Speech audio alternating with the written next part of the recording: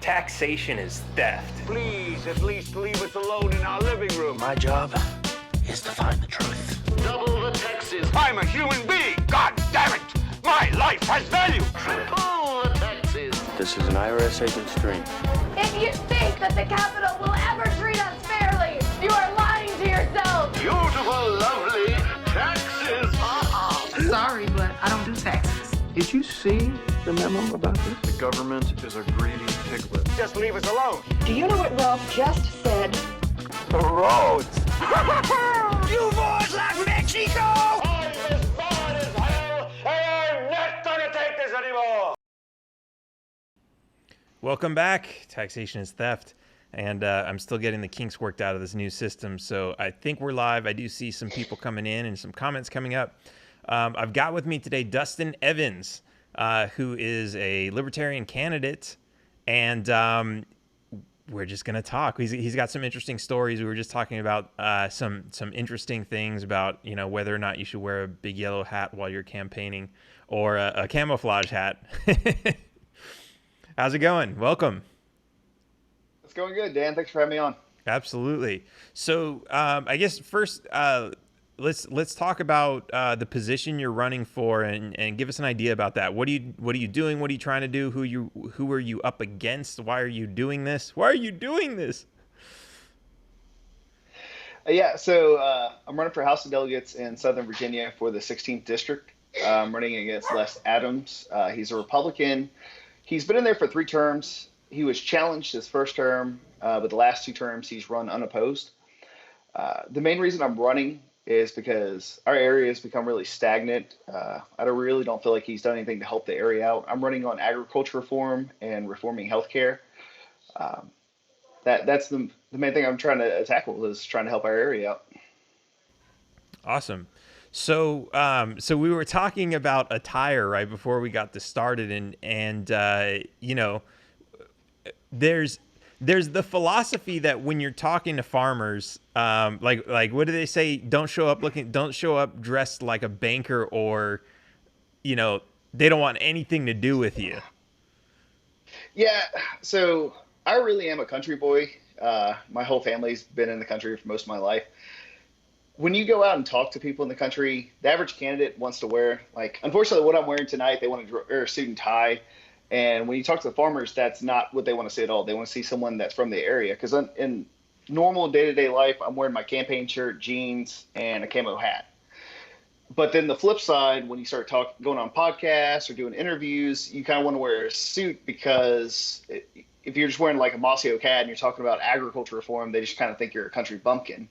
So it's a balancing act on that one. Right. Yeah, and that's interesting too, because we see you know, these politicians who we know are nothing but career politicians, and they try to do that every once in a while. I think, like, who was it they made fun of? Was it Beto or Biden, who was out like in jeans and t-shirt or a plaid shirt or something? I don't know. It's funny because they do that. They try to do the opposite. And, you know, hey, look, I'm one of you. What's that meme? Hello, fellow teenagers. I'm one of you. Yeah.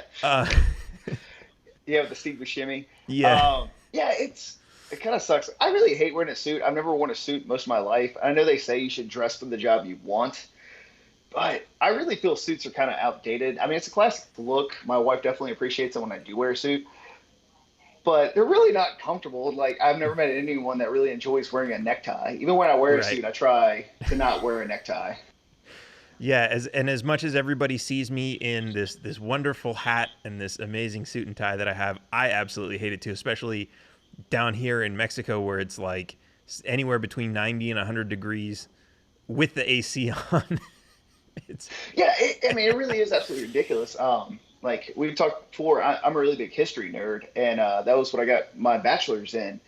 And I had to read this. We had to do this article one semester. It was really interesting, but it was how AC transformed the South. And it was talking about how AC was so influential to Houston, Texas. And I can't imagine living in Houston, Texas before the invention of AC, because you see all the pictures from the 1800s and the early 1900s. Everyone's wearing a 3-piece suit with long underwear. And you've been in Houston. You know what the weather's like in the summer. And everyone's just walking around like, oh, yeah, this is totally normal. Like, Yeah, what's because you also have to consider, like, they didn't have bottled water filtered the way it is now, and They you would didn't have have to think bottled. without AC, you got to be chugging down like 5 gallons a day. Yeah, dude, they didn't have bottled water, and people usually bathed once a week. I can only imagine how bad that city really smelled back in the day. Oh man, yeah, that is absolutely crazy to think about. I'm sweating just thinking about it. Um, Yeah, yeah, my and that's wife, she's from Florida. Like her whole family's from Florida. A lot of them, like half of them live in Savannah, Georgia, and the other half live down by the Keys, like in Sarasota, Florida. And they've been there forever. I always think about that every time they tell me about their grandpa growing up in Sarasota back in like the 40s and 50s, and I'm like, he probably wore a suit. I can only imagine how nasty that felt like on a regular basis. right. Kids these days don't know how well they have it. I know. And then you picture AOC who's complaining, oh, the rent's too high. We're living in poverty, and it's like, well, you got AC, right? It's Exactly. it's all relative. Um, Every man, generation has the new struggle. yeah, no, and it's certainly interesting. I always talk about that a lot because it's not, you know, it's not like a lot of people associate poverty with just not having anything, which of course is all relative. But I like to say it's struggling just to get by with, whether it's what you have or not. And of course, that's all government's fault. That's all the taxes that you have to keep up with. That's, all this other stuff. You got to work harder just to keep what you have, and all that stuff that comes along with all these social programs that they force you to participate in. And, of course, they sell it like, yeah, well, your life is so much better because of these. And if it weren't for these, your life would be so much worse. But they're not paying for your AC. Yeah. It's yeah. So let's talk more about, like, so why are you running exactly? What do you plan to accomplish, and what's your opponent trying to accomplish that's not I guess the opposite of what you want, it sounds like. Right. So my area is a big agriculture area. I live in outside of Danville, Virginia, and that name probably means nothing to a lot of your listeners and viewers. Danville, once upon a time, was the biggest tobacco area in the entire world. And if you smoked Marlboros or Camels or pretty much any cigarette, the tobacco came from my region. So my area has always been a steady agricultural hub. And, tobacco is on its way out. And that's not a bad thing whatsoever, because I smoked for years. I've quit a couple of years back. And I definitely don't encourage anyone else to smoke, so I have no fault in that. But it really doesn't hurt the farmers around here, and they've been trying to find a way forward. What I've been running on is reforming agriculture completely. Last year, with the Farm Bill, they allowed for hemp farming. Mm-hmm. So I do feel like that is a good way for the farmers to transition. But there's still a lot of regulations on hemp. And like I said, my area is a big agriculture hub. The two things we grow, for a lot of people that are not familiar with agriculture, is you have your main crop, and then you have what's called a rotation crop. You rotate your crops out so it doesn't completely deplete your soil. That was something we learned from the Great Depression and the Dust Bowl. Excuse me. The crop we rotate with is soybeans, which, if anyone's familiar with Trump's tariffs right now, soybeans is actually one of the most tariffed crops. So the farmers are being hit on both ends, so they're having to completely rely on subsidies.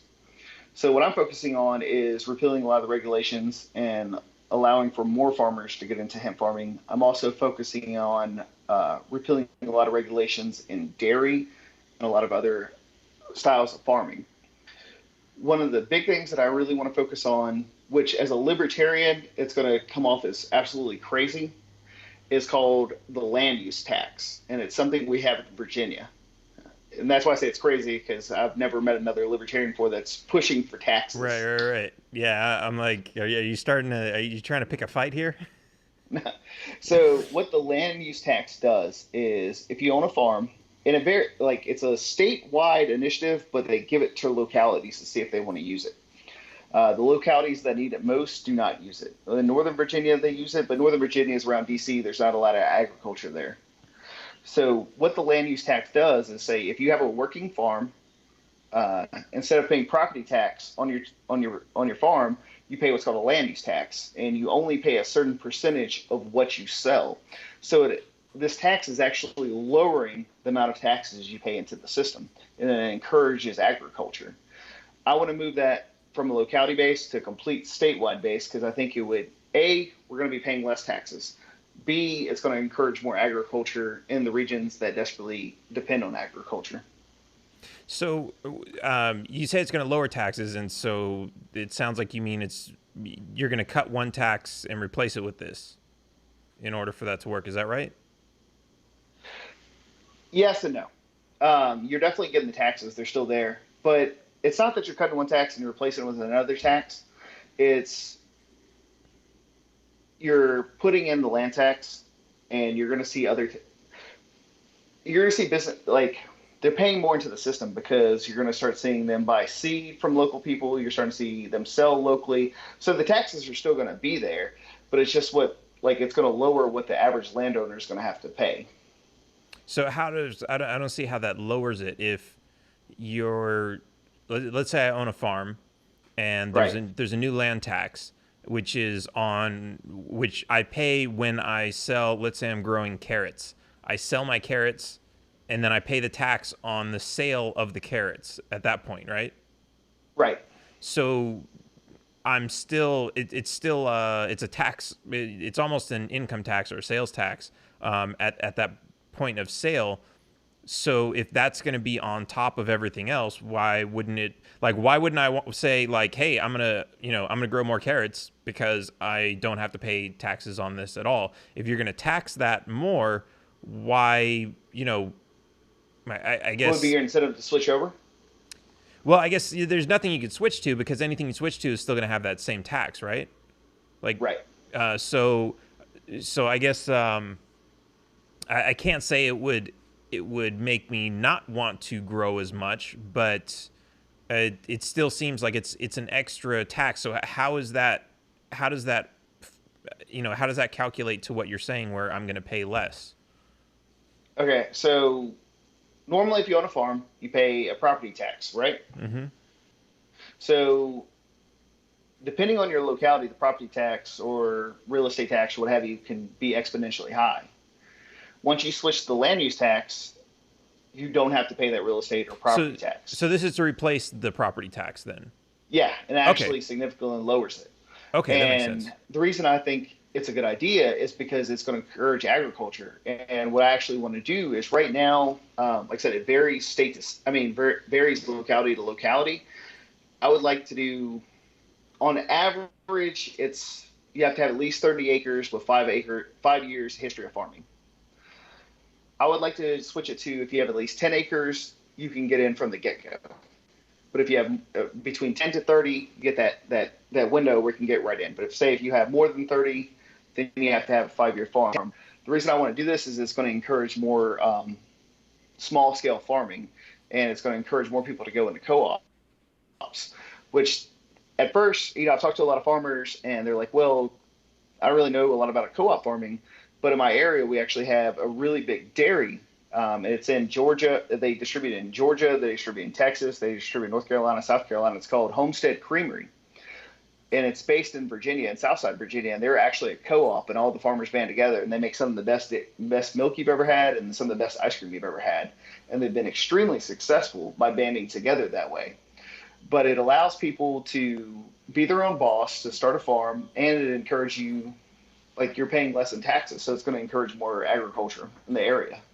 Right. And I hear that, and it sounds like it's not necessarily that bad. Some people are going to be paying, and I see that it sounds like you're lowering the barrier of entry to switch over and take advantage of that of that lower tax. So that sounds good, but it's still I don't know. It is still kind of difficult as being the complete anti-tax guy to say let's go for it. But I completely understand. But it's my area. We're no one knows who the Libertarian Party is here. Right. Like, there's a few of us, but as I've been going out and talking to people, like, I've been confused with the Socialist Party by saying libertarian. They're like, are you the Socialist Party? I'm like, no, quite the opposite, actually. So Right. You mean trying like to a get these liberal? libertarian, yeah, that's exactly what they think. A libertarian, that means the liberal party, right? So to get these libertarian ideas in it's very difficult because this area has never had it. So by targeting not complete ending of taxation, but lowering taxes and providing less regulations on business owners and farm owners, people get that, and they're willing to buy into that. So who's in favor? Because I would think if you talk to a farmer and you would say, hey, we just want to get rid of all your taxes, I would think every single one of them would be like, hell yeah, let's do it. Right. So, but then you probably have the people who might be in the cities because especially property tax usually either goes to the county or to the state. There are other people who are probably in bigger cities that say like, no, we need property taxes because my police and all this other stuff, which in the rural areas, you don't really have police the same way you do in a city. Right. So what's kind of, well, I mean, let's talk about your district. Is your district all farmland, or does it include some cities? Do you have that? So, I'd say it's about 80% farmland, 20% city. But like I said, all the cities around DC where you could get that argument like, oh, well, like we need taxes. They're already opted into this. They're like, those are the areas that are already opted in. It's actually beside my district and all the way to the Tennessee, West Virginia border, that's not opted in. That, like, it's actually outside of my district, but that is an area that would benefit that area tremendously because it is an agricultural hub. Like that, like once you get west of my district, it's all agricultural. That's all it is. And it would benefit those people tremendously. So that's why I'm fighting for that, because it would encourage agriculture in the south side of my state. That's one of the ones I'm kind of looking outside of my district, just trying to help the state out as far as agriculture goes. Right. So now I'm also thinking, there's the argument. Let's say you have this big plot of land, right? Right. And you're not doing anything with it, and you're getting hit with the property tax. So you can see, like, obviously where the incentive is, like, hey, if you plant some stuff and do a little bit of farming or whatever, you're going to save money on your taxes. So it's kind of a net increase of your income. At the same time, if you start farming on your land and you're going to sell that product, that's a net increase anyway. So it's kind of interesting to think, when government says we're going to tax you less in order to get you farming, why is that more of an incentive than just saying, hey, if you start farming, you're going to make money? Why do you need to tax the people who aren't doing things with their land in order to get them to do something with their land, versus just saying, if you're not doing anything with your land, you're not making any money, why don't you do something with it and make some money? Long story short, it's pretty much a blue state. It's really difficult to sell ending taxes on people. Like my dream would be for Virginia to be a tax-free state like Texas, Delaware, and Florida is. Oh, they've got taxes. I mean, it's not like income tax. Income tax, right?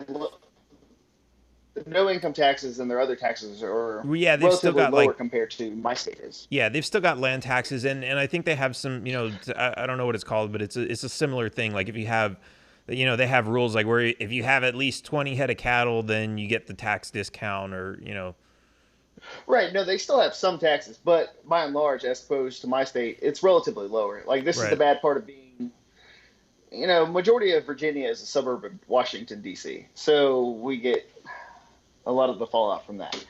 The reason I push for that is there's no way we can completely say taxation is theft. We're getting rid of taxes completely. The best I could do is chip away at it bit by bit. And that's my goal, is to slowly erode the system and to do whatever I can to help the people out in my district in Southern Virginia. Because my area, by and large, has been pretty much in poverty for the last 50 years, especially the last 20 years. It's gotten really bad compared to the northern part of the state. In the early 1900s, when agriculture was a really big mainstay in most states' economy. We were doing really well. As it's transitioned, it's been floundering. Now, I'm very much aware that agriculture is not what's going to completely save the area. It's not where we're the agriculture hub. We're making a lot of money. But I do believe it's a step in the right direction to try and build the agriculture back up and then trying to bring industries in here, especially with hemp. Hemp is such a good textile that if we can create hemp farms, it would encourage more industries to come to the area to start making mills to start making cloth and other clothing materials. Right. Especially since it's in the backyard, it decreases transportation costs. Yeah, absolutely. So let's talk about that for a little bit, because you said they're starting to grow that, but it's still pretty regulated. What kind of regulations are we talking about? Okay, so you register with the state, you have to pay a fee, and you have to, if you want to buy, sell, or own hemp, the raw hemp, you have to register with the state. Now, the big thing right now, the reason it's so costly is you have two options for growing. You can either buy seeds or you can buy clones. Now, the bad thing about hemp is because it has such a correlation with marijuana, it's so tightly monitored. So if your hemp plant gets above 0.3 THC, they'll come out randomly inspect it. If they're like, this plant's 0.04, you have a week to burn that plant. Well, if you buy clones are extremely expensive. You're looking at like close to $100 a plant. If you try and plant quite a few, that could be a very costly, if they're coming out testing them and they're burning them. Seeds are pretty cheap, but it's a shot in the dark. You don't know what the THC count could be on it.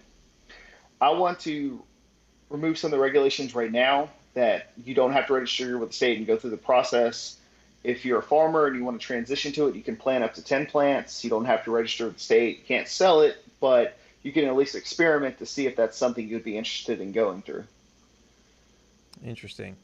Yeah, no, those all sound like great ideas. I wonder, what was I going to ask? So we were talking about crop rotation before, and Right. I've heard that the hemp plant actually helps to replenish the soil instead of all the other crops that kind of take, I guess, minerals and everything else out. Yeah. So most crops suck nutrients out of the soil. Like I said, that's why you had the Dust Bowl. Was they were just planting the exact same crop, and it was literally just sucking all the nutrients out of the ground. Hemp is almost nutrient neutral. It really doesn't take that many nutrients from the soil. And the great thing about it is right now a lot of people are trying to go green. And as libertarians, I've met a lot of libertarians that also want to go green, but they don't like the idea of like the new Green Deal. They don't want government coercion. They want to figure out a way that people individually can go green. Hemp is a great way for that because 1 acre of hemp produces more oxygen than a 20-acre forest. Oh, wow. So, and it can also make plastics. It can make concrete. It can make clothing. It can make food. It can make a lot of things. And like I said, it takes very little nutrients and it produces so much oxygen. This is a really good green alternative, and most libertarians are behind hemp. I actually don't think I've met any libertarian that's anti-hemp. Right. But especially now when the Democrats want to push the new Green Deal, this is a really good alternative to it. Pushing more green agriculture. Yeah, it's a greener deal. Let's push more green agriculture. Awesome. So, yeah, and I've been following all this hempcrete stuff. There is a company I just saw out of Canada actually that built a plane out of hemp, and everything's made out of hemp except I guess the engine, and the engine runs on hemp oil or hemp fuel. It's really amazing. And you're a history buff, so it used to be, I think, World War II, the feds were actually subsidizing hemp because they needed it to produce fabric, rope for the Navy, all kinds of stuff for the war. Is that right? Yeah, it was actually World War I. They were pushing it for that. If you owned a farm back prior to 1920s, where it started to become illegal, prior to that, though, if you owned a farm, you were required by the government to grow hemp. Oh, wow. because we had a rope shortage and it made such good rope. So if you own a farm, you grew hemp. So a lot of people now are like so blind to it, they don't realize it's such an integral part of American history. George Washington grew hemp. Thomas Jefferson also grew hemp. And it really started to see in the 1920s is when it kind of got demonized. A lot of libertarians know this story anyway.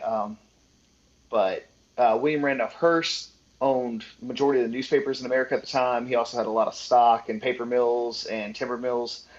And we know that hemp was poised to replace paper for a cheaper source of income, cheaper source of paper.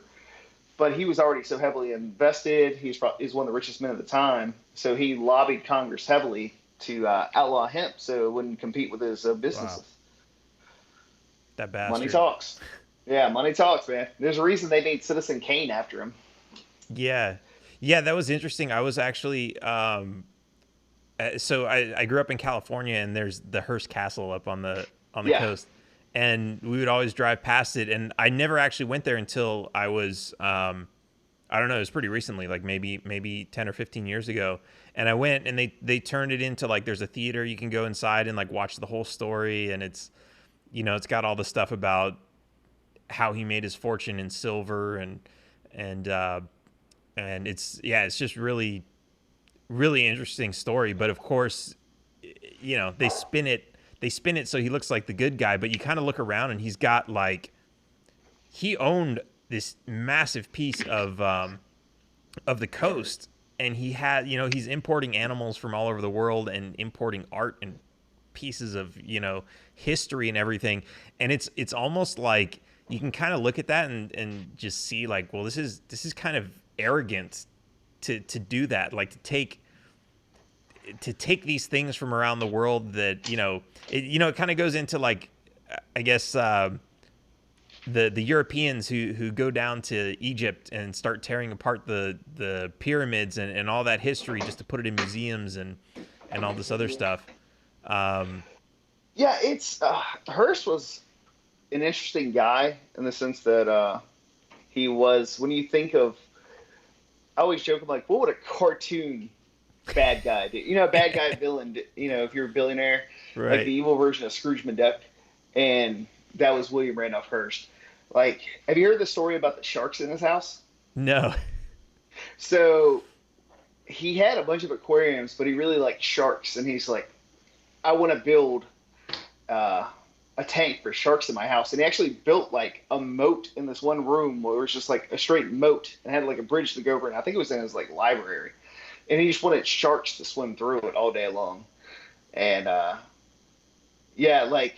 think he tried to put great whites in there at first, but that's why we actually don't have great whites in captivity, is because there's their nerve endings and how they detect electrical pulses, how they find prey.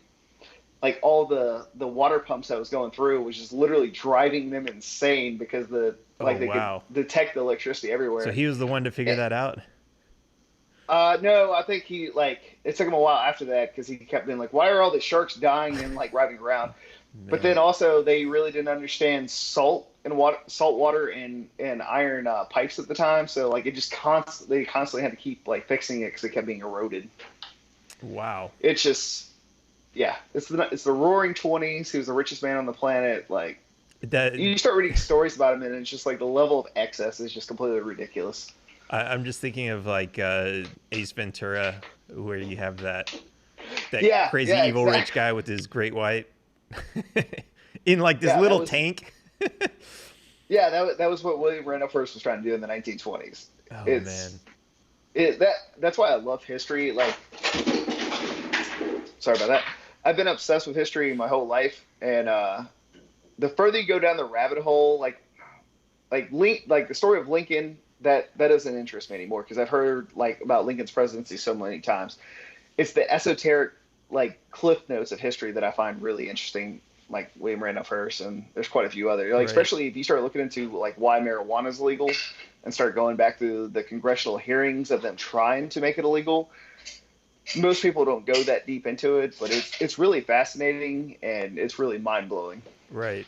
Yeah. I mean, it is crazy because you can look at like Facebook or Twitter and the amount of news that comes out in one day. And Yeah. you have to imagine, like, 50 or 100 years ago, not everything was being documented or consumed, or like maybe it was, and just, as we're born today, we have all this new information coming out every day. We can't read 50 years worth of history to that detail. And it's like, yeah, we really are getting kind of the Cliff's Notes of everything. One interesting one, like, so because I've always been attacking the income tax. I talked to an interesting guy who was kind of giving me, they come from this group where the income tax, it's the tax honesty movement, right? The income tax doesn't apply to normal Americans. It really applies to government employees, that sort of thing.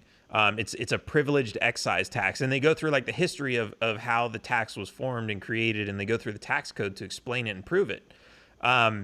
But at the same time, I'm like, okay, so I'm finally getting my head wrapped around this, and I understand it now. But how did we get from a point where, if this is the case, one day we have no income tax, and today everybody is paying it, even if they're not obligated to? And Right. and so this one guy finally explained to me it was World War II, and what happened was that, so the income tax was supposed to be on income from the government, right? Because that's, the government's jurisdiction to order people and tell them what to do is limited to people that work for them, obviously, right? So Right. the government could tell their agencies, hey, when you pay this person, withhold some of their money. It's illegal for them to tell a private business to do that, because there's no due process. There's no, there's nothing else. You're telling them to withhold a tax before the tax is even calculated or evaluated. It's completely illegal. But what happened was, when World War II came along, and they said, the government started subsidizing everything, right? Like, we need to get everything going. We need every factory full speed. That was government money going to all these corporations and factories and everything. And because of that, it was like, okay, you want these subsidies? Here's the thing. You sign up for the contract. Everybody kind of becomes government employees, and you agree to withhold. And now everybody's paying income tax. But everybody didn't care, because they were like, hey, new jobs, more money, all this other crap. Right. And then the war was over, and everybody was just kind of used to that's the way things were. So now that the subsidies weren't going in anymore, they had the infrastructure in place, and everybody was used to just paying this income tax. And so now it goes on, and now corporations that are employing people, their HR departments and their accounting departments are just like, yeah, we fill out this form and we do this, but it's all it's all not necessary at this point. It's just conditioned. So it's interesting to see that, you take that event and put it in there, and that's how it happens. No, it totally is. And see, I consider myself a history nerd, as I was saying. And being a history nerd and being a libertarian, it kind of clashes sometimes, because as a history nerd, I really like FDR and the things he did. But as a libertarian, you realize all the rot he did to the system. It's one of those kind of boondoggles. It was World War II. It was such a special time. Like, in world history, nothing like that had been done before. So I don't agree with a lot of things he did, but I really don't know what a lot of the solution was to the issues we had at the time. Right. But yeah, and I guess especially based on the information you have too. I mean, it's, we, like, even today, we have the Federal Reserve, and, at no other point in history has there been a central bank that's been that big or had that much control over an economy, like basically the world's economy. So, it's really difficult to be able to say, oh, well, we know if we flip this switch and turn this knob, we know exactly what's going to happen, because we've never been in this exact position before. So yeah, that is interesting. I think a lot of it goes back to, he did what he felt like he had to do at the time to fix the situation. But at the same time, I reflect on Ron Paul, who said there's nothing more permanent than a temporary government measure. Right. So there's a question coming in from Eric. He's asking if you can elaborate on the Firefighter Bill in Virginia. You know anything about that? Yeah. So they've been trying to push this bill through the last couple of years in Virginia. They've made some headway. There's still a lot of fight to be done. Virginia, the majority of Virginia, we have volunteer firefighters. Like when you were in Texas, did you have volunteer firefighters, or were they all paid? Outside of the city, they had volunteer departments. Yeah. Okay. Yeah, and I'm actually a big fan of volunteer firefighters because to me, that's the libertarian dream. It's these people are dedicating their time and their energy to help people out. The big issue, and I've worked with a lot of firefighters, is now they have a 70% higher chance of getting cancer than the average person. And the reason for that is because most homes and most things made in the world now are all made from synthetics and plastics. So these are all cancerous smoke when that they they're burn. inhaling, getting on their skin, everything. So the last couple of years, they've tried to push through a cancer bill for the firefighters. And it goes for both the paid and for the volunteer. And it's if they can track cancer, and it's only certain types of cancer. It's not every type of cancer. So it's like esophageal, it's 10 of them. I can't go through it right now. But if they contract it, that the state will pay for it. The state will cover their cancer treatment. And that's something I've actually been behind because, especially for the volunteer firefighters, if we want to preserve the volunteer effort, we need to at least protect them a little bit. Because if we're not going to protect them from cancer and we know it's only going to get worse, we're going to see fewer and fewer people volunteering for the fire department. Right. So that's something I've been pushing. But right now they're trying to push it through for brain, testicular, and colon. That's the big one that's they're pushing for right now.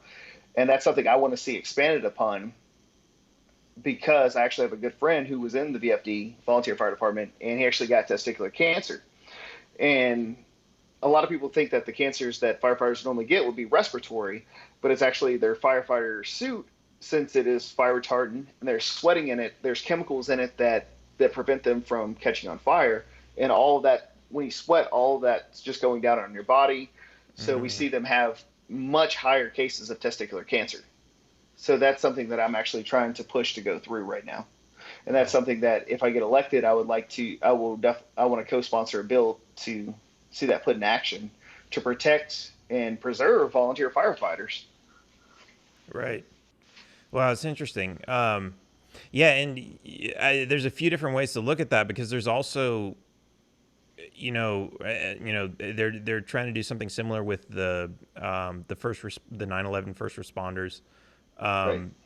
There's and of course, this is something that has to be paid for one way or another. I'd prefer a voluntary means myself, but yeah, absolutely. This is something that these are people who actually are risking their lives, unlike the traffic cops or the drug enforcement cops. They're actually risking their lives to save other people's lives, and that should absolutely be rewarded. But I think there's another side to that too. And, I know so many people who have had cancer. My mom passed recently from it was some type of a blood cancer, is the best way they could describe it. And when I look at, what I know about the healthcare industry, it's like people are, we hear all these like, oh yeah, donate for cancer, run for cancer. They have the marathons and all this other stuff. And most of that money doesn't ever really go to research. It's like, right. But then you look at like, why not? And why don't we have better research? And it's the government that's basically saying that they're making it impossible for people to do that kind of research. And when you find something, they're making it impossible for you to get that to market. So it's also they're paying salaries for a lot of people too. That's why whenever I donate to charities, I always make sure to look at the charities and how much actually goes to the cause, because a lot of them, for every dollar you donate, only a penny will go for that because they're paying the CEOs and all the board members. Right. So it's all administrative. It's like they Yeah. take the money, they reinvest it back in advertising, and they grow the thing, and it's insane. And I think like some of the biggest offenders are like the red and the pink ribbon. Yeah, yeah, the pink ribbon is a really bad one from what I've looked into it. But the reason I really pushed this through and really I've gone out and spoke to several fire departments about it, and I really want to fight for them and make sure it's taken care of is the 3 fire departments that surround my house that if something happened that they would respond to me. All 3 of them are volunteer. And if the cancer rates keep going up, if there's only so much that people would be willing to help out if they know that, hey, I'm 100% going to get cancer, but no one's going to cover me. You're going to see that completely fall off. And then it's going to have to get to the point where the state's going to have to pay for paid firefighters. And then that cost is going to go way through the roof. Right. Yeah, no, that's interesting. Let's talk about because I know so many people live in the city and they can't comprehend the idea of volunteer anything. Well, actually, so let me ask this: like in your area, do you have police? Do you have sheriff? So we have sheriff's deputies in my area, and it's funny you actually said that about people living in the city. They can't comprehend volunteer. Right. Because, one of my best friends, he's actually an aide on my campaign. He's from Finland. We went to college together. He was an exchange student, and now he's kind of on the libertarian bandwagon. Like obviously, it helped me out. When I first met him, he was anti-gun. But like he was used to the Finnish big government, and he's just. I remember the first time I talked to him, he's like, I don't understand why Americans have so many guns. And I was like, well, I've got like 20, maybe 25. Blue is mine. And he was just like, yeah, that many guns. I'm like, yeah, you want to go shooting? So I took him shooting, and then like I've slowly been chipping away at him. But I remember we were sitting in class. We actually did a whole class just studying Alexa de Tocqueville's Democracy in America. And they were talking in that book. Alexa de Tocqueville talks a lot about the volunteer efforts in American democracy. That's what helps it survive so much as compared to French democracy at the time. And my buddy, his name is Temu. He had actually never heard of a volunteer fire department. And like I said, I've got a lot of friends that do volunteer fire departments. So I actually took him out to one, and he did a tour. And it blew his mind because you see these people that they eat, sleep, and breathe fire department. They're just as dedicated. I feel they're actually more dedicated than paid fire department people because these are people that are not getting paid. And if they're not working, they're not spending time with their spouse or family, they're at that fire department. They're eating there, they're sleeping there, and they're constantly training. They don't get paid to do this. They do this solely out of the joy of trying to help people and save lives. Wow. Yeah, that's awesome. Yeah, and they do a lot of medical help also, right? Yeah, they're all EMS certified. Every one of them is EMS certified. It's amazing. I've got friends that are 60, 65 that have been doing their whole life. I would trust them more, like a lot of them, I would trust them more than most paid EMSs because I know they're dedicated to it. And then I know a lot of kids that are 18 years old just coming into it, and they live at that station. They have like a part-time job. The second they get off, they're at that station. They don't have a wife. They don't have a girlfriend. They get off from their job, they go there, and they just hang out with the old firemen, just trying to learn everything they can because they become. It's a way of life, especially you look at New York, you look at the New York firefighters. It's like a brotherhood, a unified brotherhood. Right.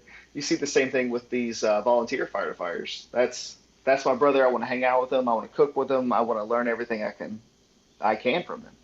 Yeah, that's really awesome. And I mean, like even further down that road, because there are people who do want to help the community with stuff like that. I was just reading. I want to say it was Ben Franklin, who basically wherever he was, he built libraries. He built. Correct me if I'm wrong. You probably know better than it. Libraries, schools. All these other things that are usually taxpayer funded. He kind of did on his own. And I would imagine see, this is the thing, right? We're all trapped in this mindset that in order to survive, we have to get at least a 40-hour job every week, which consumes all of our time. We're tired after that, and we can't comprehend, using the rest of our time to do things like building our own houses and everything. But you look at so many societies where like people just come together out of having that time and not having that full-time job and being able to say, hey, we should build a school, and people will get together and say, okay, let's get the lumber together. Let's build it, or let's build a library, or, you know, it's like all of our spare time has been taken away from us. And I blame taxes, of course, so that we're like constantly laboring, and we're not allowed we like, because of time, we're not allowed to do these other things. And it's like, that's kind of, I think that's one of the reasons that it's so difficult to comprehend volunteer anything, because it's like, who's got the time for that? We've all got to, you know, pay our rent and eat. No, exactly. And it's funny because, to harken back to what I was just saying about my friend that's from Finland, I thought it was hilarious the first time we were hanging out and we saw a homeless individual come up to us and they asked, could I get $2? You know, I gave it to him immediately. My friend's like, you know, kind of getting the cold shoulder. And I was like, what's that about? He's like, why are they asking for money in Finland? You know, there's welfare, there's programs like this. And he's like, go to the government office. I don't have to help you out whatsoever. And because government is so instilled in their brains, you know, if someone's down there, look, I have no problem giving them $1, $2, what have you. Right. But the Finns are like, go get a job. You know, like go to the welfare office. The welfare office will help you. And they're so disconnected from humanity on that aspect. And that's why he was kind of mind blown from the volunteer fire department is the more government builds up, the more you see a disconnect from your local community. Because why do I have to help you? Why do I have to do these charities? The government should be providing them. But once you have charities and people volunteering, there is more of a sense of community. People are more invested into the local atmosphere. But with like you're saying, with taxes decrease all of this, but I'd say it's more of constant government build-up that says, you don't need to do that. We'll do it for you. You don't worry about your neighbor anymore because they can go. And we see a lot of that in, you know, in bigger cities too, like where it's just people just walking by. When you've got like herds of, like you go to New York, there's herds and herds of people just walking by, anyone begging for change, and it's like nobody wants to help. But I think there's also like, you know, worse than that, like we see like YouTube videos where like somebody falls on the train tracks, and instead of anybody getting up to help, they all pull out their phones and they just record it. Yeah. And it's well, like with New York, where you said about the homeless, I've gone up to New York several times. I love it. But, you know, anyone that's been up there knows it has a massive homeless population. And everyone that's from New York just, you know, like horse blinders, just walks past them. And me being from the South, where in the South everyone just talks to each other, it was really different. Like last time I went up there, I still smoked. And every time a homeless person would see me with a cigarette, they'd ask, hey, can I get one? And I had no problem. I'd give them a cigarette and I'd sit and talk to them while they smoked and be like, hey, where are you from? Like, how'd this happen? And you get really weird, like almost like suspicious looks, like, why are you talking to me like this? But that's humanity, and it's so much of it's removed. Like, we put these safety nets out to help people that fall, but a lot of times the safety nets end up creating a barrier between people. You know, that's you're reminding me of when I first moved to Texas, to San Antonio from Los Angeles. And I remember, like, you know, within the first month or so, I was walking around like a Home Depot, and every aisle I went to, the Home Depot employee would come up to me, hey, do you need any help finding anything? And it was like just really like genuine, like, yeah, can I help you? Versus like in Los Angeles, it was like when they see you coming down the aisle, they all run. So like, oh shit, a customer, I don't want to deal with that. Yeah, that's really interesting, but that's like a cultural, but I mean, you know, San Antonio's, it's growing, but it's still relatively a small city. So I think that's, that is really interesting. That we have that. I'll tell you one more story about this, because my uncle thought this was like the most preposterous thing ever. Like, I'm going up there. My uncle spends a lot of time in New York, and it was the last day of my last trip. And there's this, if you ever go to New York, there's this restaurant called Hot Key in Chinatown. It's like some of the best Chinese food you'll ever have. And I couldn't finish my dish. And my plan was I was going to take it, eat it on my way to the airport. And I was on the subway, and this guy was asking for change. And I was like, hey, man, I don't have change, but I've got this full plate of Hot Key. Would you like that? And he's like, oh, yeah, yeah, yeah. I give it to him, and I pause and say, hey, this has a lot of peanuts in it. Do you have a peanut allergy? And he looks at me, he's like, no. I was like, okay, I just want to make sure you don't have a peanut allergy before I give it to you. And like my uncle and everyone else on the train is like, what do you care if he has a peanut allergy? I'm like, dude, I'm trying to give him food to live off of. I don't want to kill the guy. Like, Right. that completely defeats the point of me trying to help him out. Yeah. But they just thought that was so preposterous that I would actually care to ask if he had a peanut allergy before I gave him the food. Right. Yeah, that's interesting too. You see a lot of people who are just they kind of give out of guilt and not out of wanting to help somebody. And I think that's, that's kind of the nature of how that's been commercialized, right? Because that's how like all the commercial charities kind of try to guilt you into like paying money to their, their organizations that most of the money goes to the CEOs. Well, like when me and my wife first met, whenever you go to the grocery store line, they're like, would you like to donate such and such for charity? And I would always tell them no. And my wife's like, why do you do that? They're giving it to charity. I'm like, no, because half times I don't give to charities unless I look to see where they're giving, so I know, like we said, Right. how much they're giving. But B, I don't like giving it through grocery stores because then they get to take that and use that as a tax write-off. They're just using that to help their bottom line out. It's not we're helping people out. It's kind of almost like a nefarious motive behind it. They're giving, Right. but they're giving so they can get that charitable write-off at the end of the year. Yeah, and you know what's funny? Like, because government's always trying to say like, oh yeah, we're morally perfect and we know all of the right things that people should be doing to be good to each other and not break laws and not hurt people, and that's the government's position. But then you see what's legal, what's really legal and what's illegal, and it's like some of the most helpful things that you could do, like feeding the homeless, can be illegal. And then you have Look at Kansas City. They're putting bleach on the food in Kansas City. yeah, and then you have these like state sanctioned charities that are basically just stealing all your money and not helping anybody, and that's perfectly okay. And they're using this for, like you said, for tax write-offs and all these other nefarious purposes. And that's okay. The government's like, yeah, that's okay. But you really have to see that to understand that these politicians are not writing laws to help people. They're scamming us just as much as all these, these big corporations that everybody hates. So let me ask you a question, because, I vape now. And I had this conversation with my wife earlier, especially because of Michigan banning the flavored cigarettes. The flavored vapes. And Andrew Cuomo, who I never like Andrew Cuomo anyway. Shout out to Larry Sharp on that one. He definitely should have won. But now New York, Andrew Cuomo is threatening executive action to ban flavored vape juice.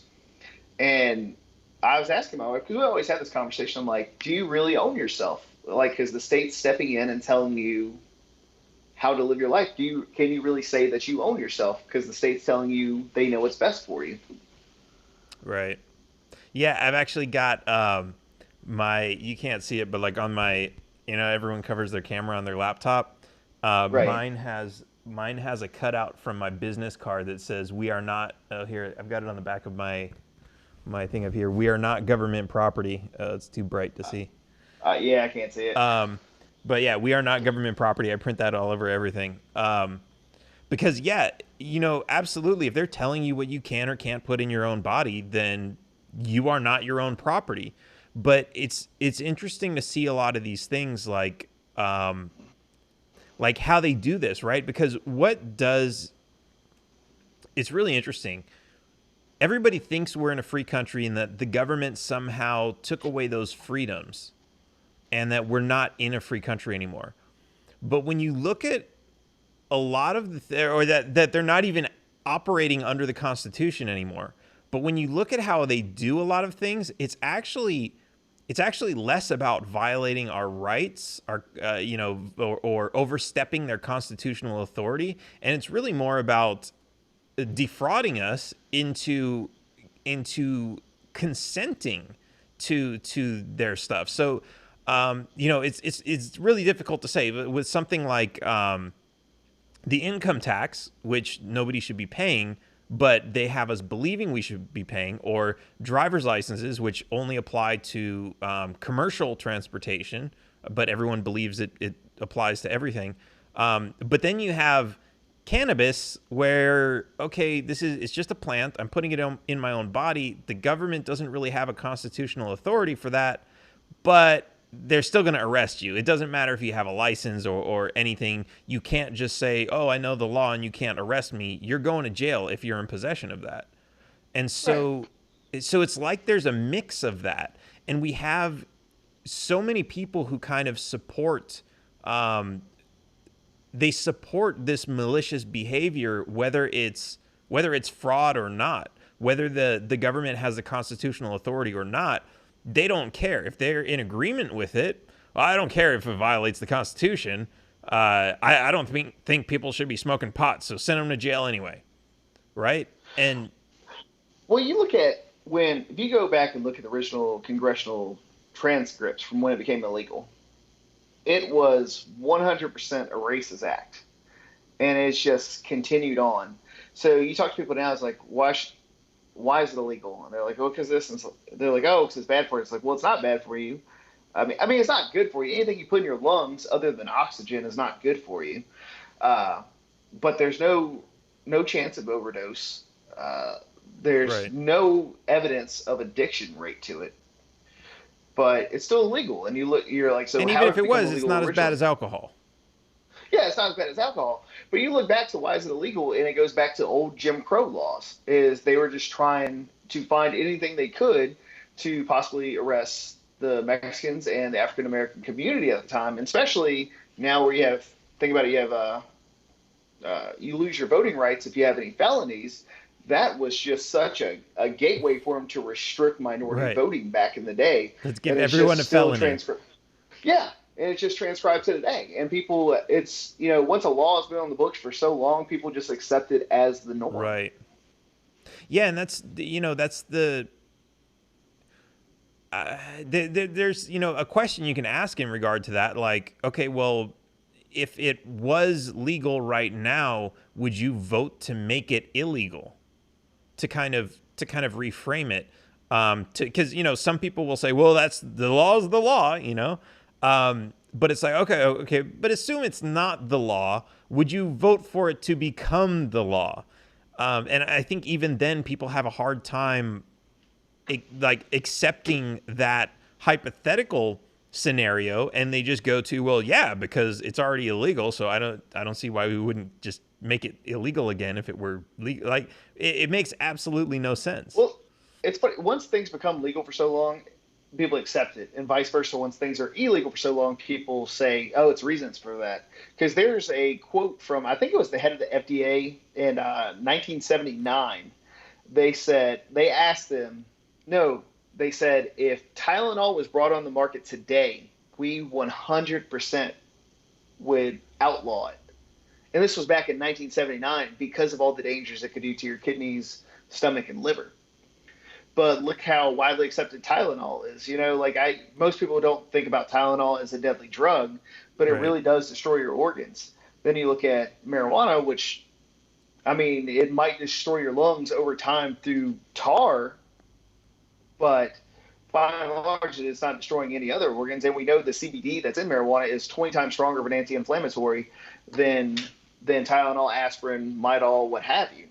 So why is it still illegal? It's because it's just been in people's minds for so long that they just have that taboo that it's morally wrong for it. Right. And I think, incremental change is, because I was debating with someone last night who, he had some crazy tax plan, and he had this plan, and he was like, it's never been tried before. And he wants to implement this plan over the entire country. And I'm like, do you have any proof? He wanted to incentivize, how a family is gonna work by giving them a subsidy. And I said, has this ever been tried before anywhere in the world? And he said no. And I said, so, and now you want to force the entire country to have this program. How do you know it's going to work? was it a universal basic income that he No, was it trying was to push?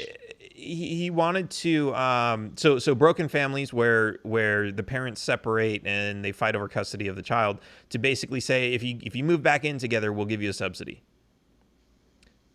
Will it work? That sounds like a horrible idea. Why would you push Well, that? Like, and my counter to that was, well, we do have kind of a program like that where if you get married to somebody, you get citizenship. And that system's been completely abused. Like, people pretend to get married. So why wouldn't people pretend to move in just so that they could get some free money from the government? Like, I think that's it's a system that would be abused. Now, granted, he has good intentions and he's trying to bring broken families together. Maybe they shouldn't be. Like, maybe they, like, that's the thing. Like, who are you to control people's lives? But the biggest objection to that is you have no proof of that exact plan working, and now you want to force that on the entire country. And so I'm thinking, if you apply that same thing to cannabis, right? Because we can't say, I mean, I guess we can, because we could look at like Portugal, right? We could say like, oh yeah, well, they decriminalized all drugs and everything was fine. Okay, yeah, but Portugal's different. It's not the United States, and they don't have the problems and the everything that we have, the racial and cultural differences between all these different people. So it's different. Okay, fine. But in the U.S., we did kind of incrementally try this, right? Like we started with medicinal cannabis, so only some people would have access to it. And then we saw, okay, so it's not that big of a deal. And then and that was in one state only. And then other states started saying, well, it works, so let's try it here. And then after that, it was, incremental. Let's try recreational. Let's try decriminalizing. Let's try turning it from a felony to a citation. And incremental, it's still in a favorable direction, and all of us wanted to go faster, but it's working because it's incremental, and people have less to object on it when you go incrementally than when you try to just go full on. We're gonna flip the whole thing upside down, and just trust me, it's gonna work. That scares people. Yeah, because I know you've lived in different countries. I've lived in several different countries throughout the years. As Americans, we like to look at different regions of the world and be like, well, it works there. Why doesn't it work here? And one thing I've noticed throughout my years of traveling is America really is a completely different beast from any other country. And it goes down to our people, to our way of life. Because you look at Portugal, you look at the Netherlands and say it works there, why won't it work here? And I think I always look back to like my buddy from Finland. He loves, like, even though now in America he's very libertarian, but he loves the Finnish healthcare system. He loves this universal healthcare. But he understands that it wouldn't work in America because when we first met, he was always asking, he's like, why does America have universal healthcare? Why don't you guys do it? It works great in Finland. Why won't it work great here? And my answer is always like, go to the DMV and tell me if that's who you want running your healthcare. And he actually had to go to the DMV like 2 weeks later, and I was like, yeah, man, American bureaucracy. I don't know why. We're just terrible at like the rest. Like, there's some countries that can kind of figure it out, but every country is different. Every country has this different set of problems, has a different type of populace.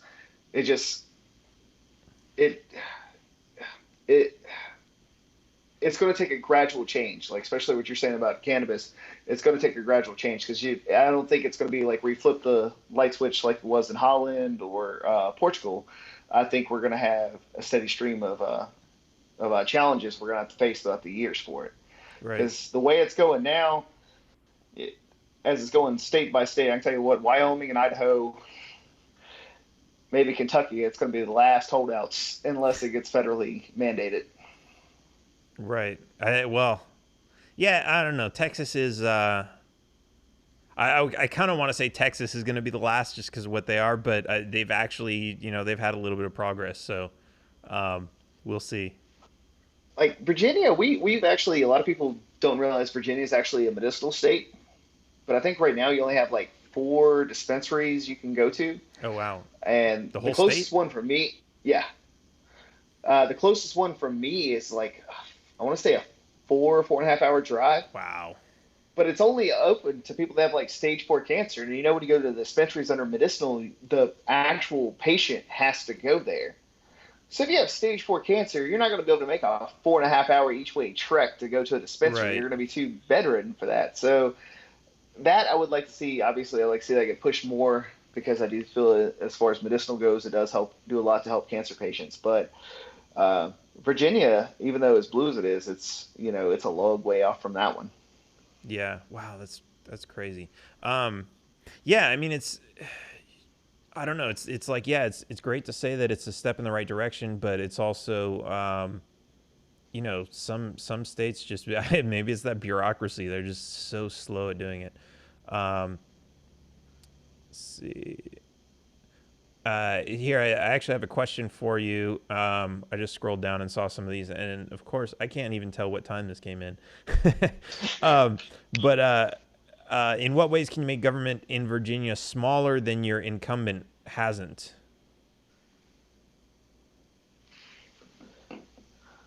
Well, the big thing is, yeah. Okay, sorry, I thought you froze for a second. You're just reading. So my incumbent actually voted to increase the state budget by 15%. So that's obviously going to grow Virginia's government size. And he voted to give Amazon $750 million in taxpayer subsidies. And the way my state is choosing to do the subsidies is different from how, remember when AOC was rallying against the subsidies they were going to bring into the Amazon plant in Queens, I believe it was? Mm-hmm. Where they were just getting tax breaks. In Virginia, we're going to subsidize $22,000 of every Amazon employee's salary. So, wow. And you look at how many people they're wanting to hire, and each person is getting $22,000 in subsidized funds. And we know that Amazon didn't pay federal taxes last year, so we're just paying in, they're not getting anything out. This is how I'm going to start shrinking the government is, A, I'm not voting to raise taxes in Virginia like he did. B, I'm not voting to expand the state budget, because they expanded the budget so they can add on more employees. We need to start shrinking it. We need to streamline it and cut the fat and figure out how can we, my family was military. My wife's family is military. Now my dad is actually a civilian contractor. I've been around the government most of my life. I know the government overspends for a lot of things. There's a lot of bloat to that system. And we need to focus on getting rid of the bloat and how can we make the system work without having to have all these additional people. Because I know for a fact that a lot of them are additional people that don't need to be on hand. It's just because anytime you put money into a government organization, they're going to take it all day long. They're never going to tell you, oh, we're good, we don't need it anymore. They're going to constantly keep taking it, constantly keep hiring people. We need to streamline it, and we need to stop increasing the budget. If anything, we need to decrease the budget. Right. Yeah, man. Somebody was, they were writing an article about, I'm trying to think of what it was. It was a private sector job versus a public sector job. Pretty much the same job. So I think it was whether it was an engineer or, something like that, an administrator. And basically, or maybe it was a postal worker, but basically the government employee was getting paid twice as much as what the private sector employee was getting for about the same job. And they got the public sector person basically said, once they retire, they have a pension, which means they're going to continue to receive their salary afterwards. And they were trying to vote against this budget cut because it would have cut their pension in half, which meant after they retired, they would only be receiving 50% of their salary, which was still the same salary that the private sector was working. But the way that they framed it was like, oh yeah, their pension's going to be cut in half and they're only going to be making half as much money after they retire. And it's like, hey, what about the people who are actually working for real companies and actually producing something that benefits the economy? What's so special about the government employee that they get all these extra perks? And it's, you really see the government, whether it's intentional or not, the way that they hire so many people and they pay them so well, builds that just that mentality of state worship, because it's like, it's like that's the hand that feeds you. It becomes your God and your master and provider of everything. So don't get me wrong, I don't knock anyone that takes a government job. People are trying to feed their families. It's a good paycheck. I totally understand why they want to take it, and I don't knock them. That was what they were told they were going to get. They worked there and for it. That's fine. But like I said, there's a lot of excess to it. There's a lot of jobs that are kind of unnecessary. Like I grew up around military bases my whole life. Now, if you go to a military base, back in the day, it used to be in that I was an Air Force brat, so we called them security forces. Army guys, we called them MPs, military police. They would be at the gate checking your ID. Now, that department still exists, but they moved them back, and then they do a different job now, and they've hired additional public security to sit there and check IDs all day. And that's literally all they do. They sit and check IDs. And, they're getting a fat government salary, getting benefits, all of that. And that, to me, I've always saw that as wasteful. It's like, you still have the people that was doing it. Why did you have to bring in additional people to sit and check IDs all day they're going to make, close to $30 an hour, well, between $20 to $30 an hour, and then they're going to get full retirement after 20 years.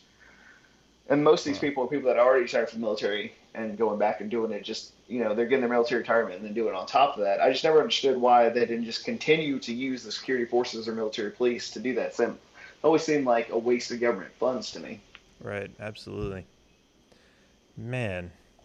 All right. Well, I think we're at about time for this show, but so let's get some information on your website. If anybody wants to volunteer or donate or help out in any way, what can they do?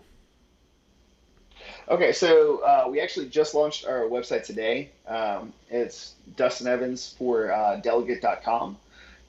If you would like to volunteer or donate, we have a message board on there. You can send us a message. We also have a link to our email address at the bottom of the website. That's Dustin Evans for Delegate@gmail.com. But like I said, it's on the website. But if you go to our website, it can connect you to our Facebook, our Instagram, and our Twitter. Awesome. All right. So I guess with that, we will leave it here. And taxation is theft. All right. I'll see you around. We'll see you. Everybody go check out the website. Follow all the social media pages. Of course, follow mine as well. And we'll see you next week. Taxation is theft. Please, at least leave us alone in our living room. My job is to find the truth. Double the taxes. I'm a human being. God damn it. My life has value. Triple the taxes. This is an IRS agent's dream. If you think that the Capitol will ever treat us fairly, you are lying to yourself. Beautiful, lovely taxes. Sorry, but I don't do taxes. Did you see the memo about this? The government is a greedy piglet. Just leave us alone. Do you know what Ralph just said? Roads.